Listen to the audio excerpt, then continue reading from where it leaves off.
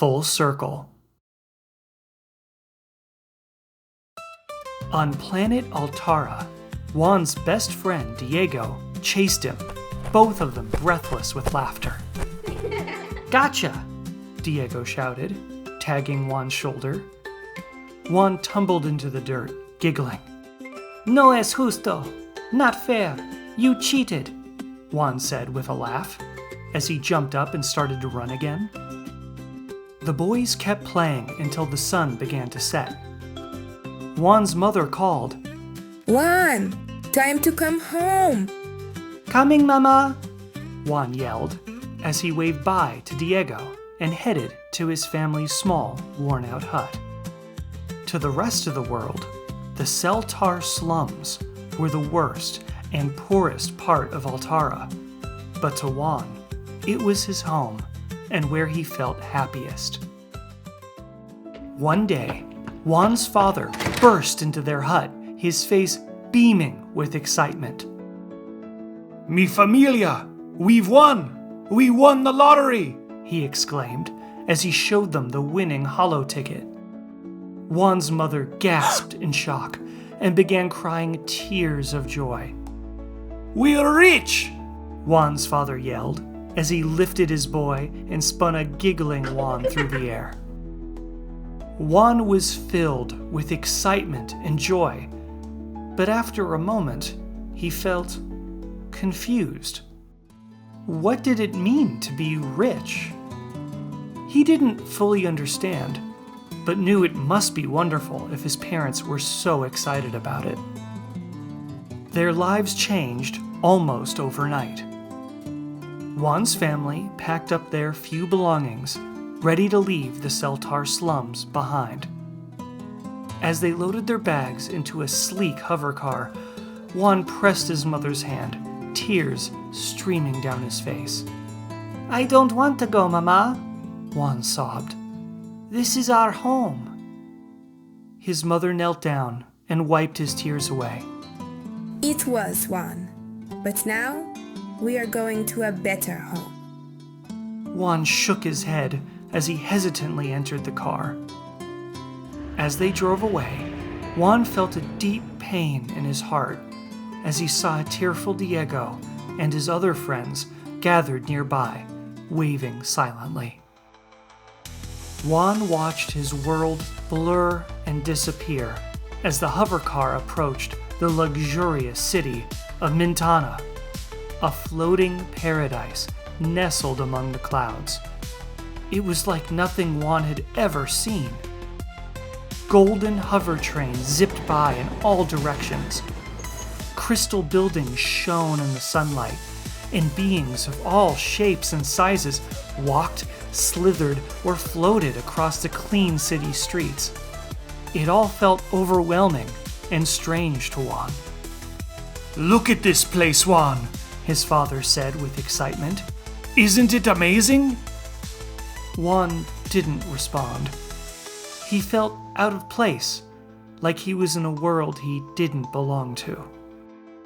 When they arrived at their new home, Juan's eyes widened.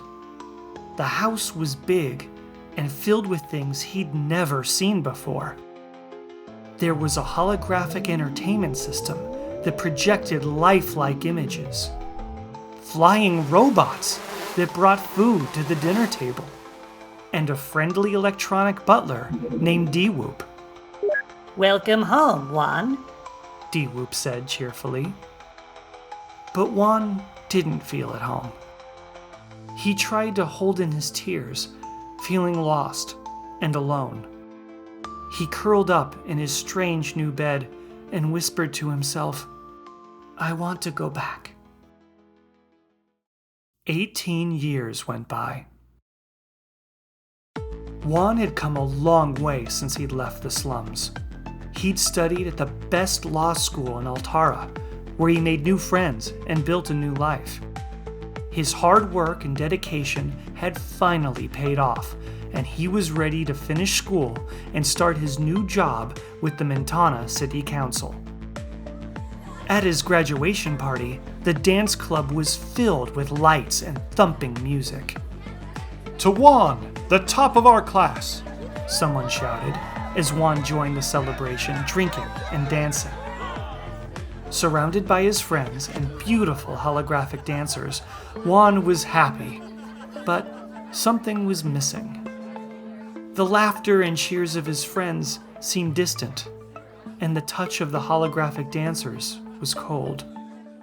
He had achieved everything he'd ever wanted, so what was the problem? The next morning, Juan was nervous, but excited to start his new job. As he got ready to meet his boss, he adjusted his smart suit, which automatically regulated his body temperature. Come in. His boss's voice boomed as the door's force field shimmered away to let Juan enter. The magistrate of Mintanna smiled at Juan with both mouths as they quickly got to know each other. Juan's heart raced with anticipation as the magistrate eventually handed him a sleek, digital folder. Congratulations, Juan. Your first project will be the demolition of the Seltar Slums. Juan was speechless. His mind flashed back to the wonderful friends and memories of his childhood. He could still remember the warmth of the slum community he had been ripped away from so abruptly. Thank you, Magistrate. But where will the people go? Juan asked, his voice shaky. Both mouths frowned at Juan. No one asks these questions here, Juan. Just do as you're told and you'll go far in the council. Juan felt a knot in his stomach as he left the office. Walking through the high-tech corridors of the council building, he realized how much he had changed. That evening, Juan was restless. He had dreamt of this day, but his first assignment was a nightmare. How could he destroy where he had come from? Unable to sleep, he decided to visit the Seltar Slums for the first time since he was a child. As Juan drove his hoverbike out towards the wastelands far beyond the city, the crystal buildings and clean neighborhoods were replaced with old, worn-out structures and dimly lit, broken-down streets. The Seltar Slums were even worse than he remembered. He walked past fields filled with thousands upon thousands of tents and makeshift shelters. The sight and smell of rotting garbage and sewage were overwhelming. Juan kept walking, feeling a mixture of sadness and anger grow inside of him. The slums had always been poor, but now they were nearly unlivable. The advanced technology that made Mintanna so comfortable had done nothing for these people. Juan stopped outside the entrance to a small candy shop. The store was old and worn, but the warm glow from inside drew him in. As he stepped through the door, he was immediately captivated by the woman behind the counter. Her warm smile took his breath away. Agua. Water, por favor, please, Juan stammered. Can you give me some water? The woman nodded and poured him a glass from a small, cracked pitcher. Her movements were so graceful, Juan couldn't help but notice. Here you go, she said, handing it to him with a smile. Juan took the glass, his hand brushing hers. Thank you, he said. Do you live here? Yes, I do. Above the shop, as best as I can. But it's a struggle. Juan realized how unfair life was. As he looked into her eyes, he felt a strong pang in his heart, just like the one he felt on the day he left the slums as a child. I can't imagine how hard it must be, Juan said softly. I'm from Mintanna. Things are so different in the city.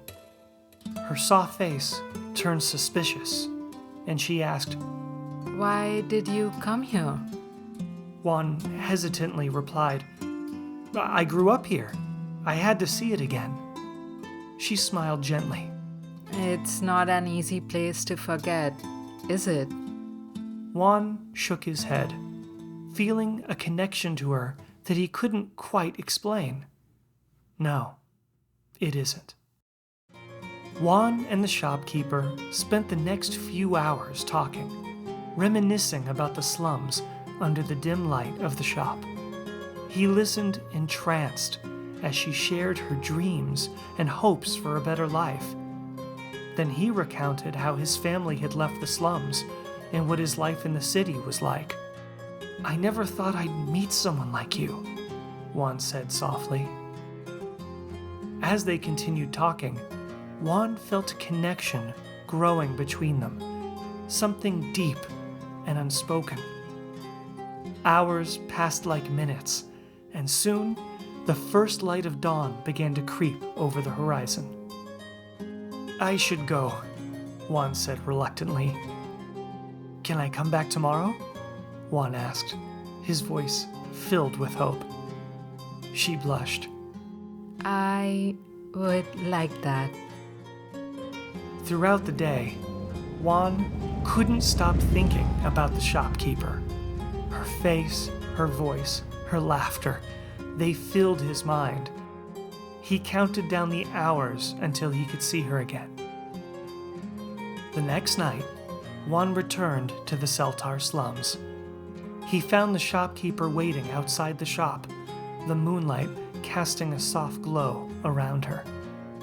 She looked up as he approached, her smile lighting up the night. "Hi," Juan said, slightly out of breath.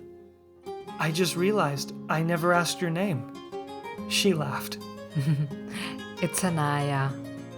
Juan smiled, feeling his heart swell. "Anaya," he repeated, savoring the sound. He took a step closer, looking deeply into her eyes. They stood there for a moment, the world around them fading away. She looked up at him, her eyes shining. Slowly, they leaned in, their lips meeting in a lingering, passionate kiss. As they pulled away, Juan rested his forehead against hers, his heart racing. "I'll help you," he said softly. "I'll do everything I can to make things better." Anaya smiled, her eyes filled with hope. I believe you, Juan. In that moment, under the moonlight, they both knew that their lives were forever changed. The next day at work, Juan decided to find a secret city council communication hub that could send messages to Altarra's neighboring planets so he could inform them about the injustice of Mintanna's government. Juan spent hours searching through old files and maps at his office. Finally, he found a hidden document that showed the location of the communication hub. It was an old building on the edge of the city made to appear deserted. Juan raced back to the Seltar Slums, his heart pounding. He found Anaya outside the shop, her face lighting up when she saw him. Juan told her about the communication station and his plan to ask neighboring planets for help. Anaya listened intently, her eyes wide with hope. Are you sure it will work? Juan took her hands in his. "Yes, but I need your help. We have to get to the hub and broadcast the message together. Will you help me?" Anaya squeezed his hands, determination in her eyes. They spent the next few hours preparing their plan to save the people of the Seltar Slums. But, unknown to them, someone listened to their conversation from the shadows, smirking, then quietly slipped away. The next night, Juan and Anaya prepared to sneak into the secret communication building. They carefully made their way through the quiet streets, avoiding the patrol drones that buzzed overhead until they arrived. Juan and Anaya slipped inside, moving silently through the dark hallways. Their hearts racing, they stepped inside the broadcast room and instantly froze in shock. Sitting in a chair, waiting for them, was Juan's boss, the magistrate of Mintanna. Well, well, well, He said. how disappointing, Juan. Juan felt a chill run down his spine. How did you know we were coming? The magistrate smirked. I have eyes and ears everywhere. Did you really think you could betray my council and get away with it? Anaya stepped forward, her voice steady. We have to let everyone know about your terrible plan. Countless people will suffer, and they need help. The magistrate laughed coldly. You think anyone cares about the Seltar Slums? You're wasting your time. With that, his giant body inched closer to them. And what makes you think I'll let you? Juan and Anaya glanced at each other, determination in their eyes. Juan suddenly lunged at his boss, trying to knock him off balance. The magistrate stumbled, and Anaya quickly grabbed a nearby metal rod, swinging it with all her might. The magistrate tried to fight back, but Anaya managed to hit his hand, making him drop a remote. Juan quickly picked it up and realized it was the device needed to send their message. The magistrate made one last desperate attempt to stop them by summoning several dangerous-looking security droids. Seconds later, Anaya knocked him out cold with a fierce swing to his head. But it was too late. The security droids grabbed Juan and Anaya right before Juan was able to send out the call for help. Just as Juan was about to lose consciousness, someone leapt out of the shadows and knocked one of the droids to the ground.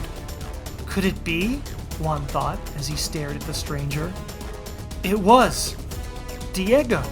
His childhood best friend rushed around the room, distracting and damaging the droids. Juan quickly got to his feet and started transmitting across Altarra and its neighboring planets. He described the terrible conditions of the Seltar Slums and the Mintanna Council's plan to destroy it and its people once and for all. As he finished the broadcast, pleading for help, he said, "We did it, Anaya. We sent the message." Anaya rushed to his side. Now we just have to hope someone cares enough to actually do something. Diego, bruised but smiling, ran up to Juan and gave him a long hug. Juan still couldn't believe his eyes, but introduced him to Anaya, then listened in stunned silence as Diego revealed he had been spying on the slums for the magistrate for years in return for favors and protection for his family. But that had all changed once Diego realized Juan had returned and was willing to sacrifice everything to protect the place he once called home.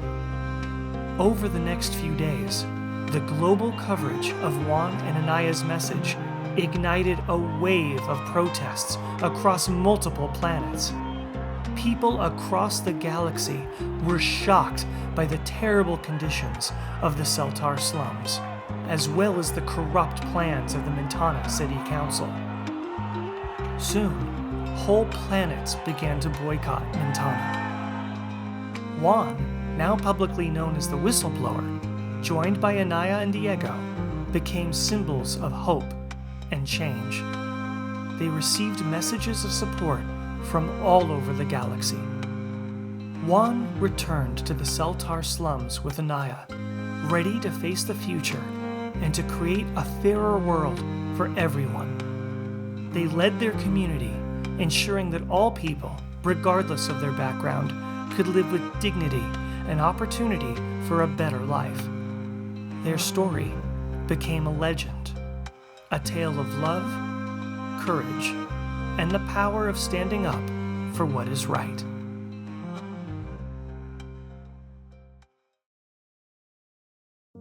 All Tales is an original channel and podcast written and produced by Leo Bloom and Prati Song and is released bi-weekly. Background music for Full Circle and their artists are credited in the episode's description. You can also listen to All Tales on Apple Podcasts and Spotify. You can support us on Patreon and gain access to exclusive merchandise and content. And remember to follow us on Instagram, X, TikTok, and of course, YouTube for more updates. Thank you for tuning in and being a part of our All Tales community. Until next time, keep your imagination alive